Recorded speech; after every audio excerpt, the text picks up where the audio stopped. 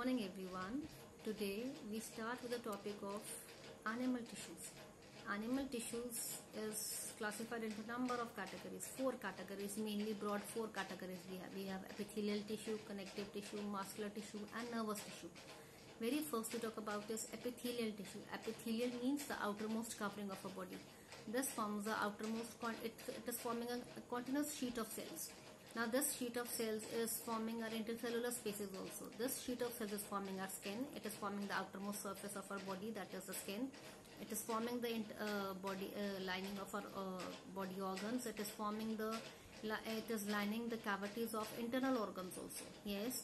Now this epithelial tissue, which is present in our body, it is present in various parts. Very first we talk about is the squamous epithelium. Squamous epithelium is when we talk about the cells, it is forming the outer layer of our skin. Now this outer layer of our skin is present in our blood vessels. It is forming the body cavity. It is lining our buccal cavity, the throat region.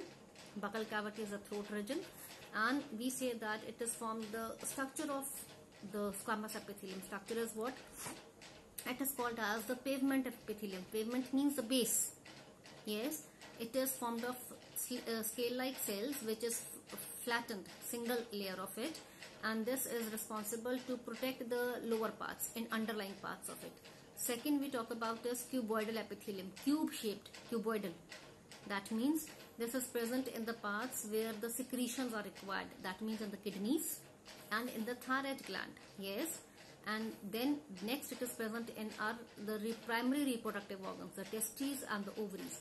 Now where it is present, these cube shaped cells, it is present in a single layer and the nucleus is present in the center. It is having a big nucleus, it is present in the center.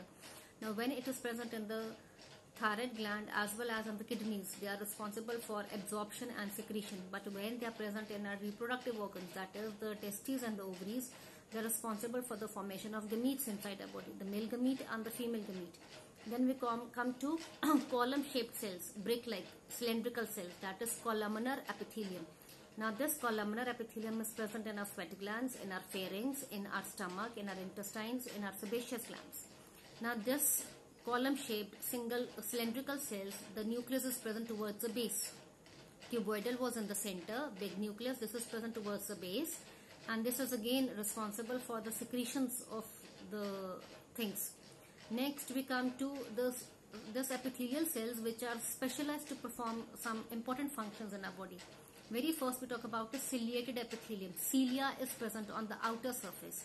Now this cilia is present on the columnar cells, column shaped cells, cylindrical cells, but the upper surface is having very small hair-like structures called as cilia. Now if this is present in our nasal passage, nose region, they are having hair-like structures to filter the incoming air. If they are present in our trachea, trachea is the windpipe. So they filter the incoming air which is going into our lungs. So they filter the incoming air, and if they are present in our oviducts, in the female reproductive parts, they are responsible for the further movement of the egg in them. Clear? Then we come to the glandular epithelium, glands. So this glandular epithelium is again the modified columnar cells which are responsible, as they are present in our stomach, and they are present in our intestines, in the skin, in the mammary glands. They are responsible for, if they are present in stomach and in intestine, they are responsible to secrete the digestive juices in them for digestion. They secrete enzymes for digestion. Then if they are present in our sweat glands, the sebaceous gland, they give out oil to keep our skin supple and soft.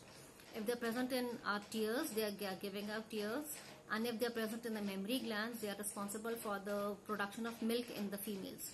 Then we come to the sensory epithelium. Sensory means they are present in our sense organs, the eyes, the ears, the nose, the taste buds, and these sensory, they are responsible to sense the things. They help us to sense. So the upper free surface of this columnar epithelium is having sensory hairs which will perceive the stimulus. They will receive the stimulus and help us to sense the things around us.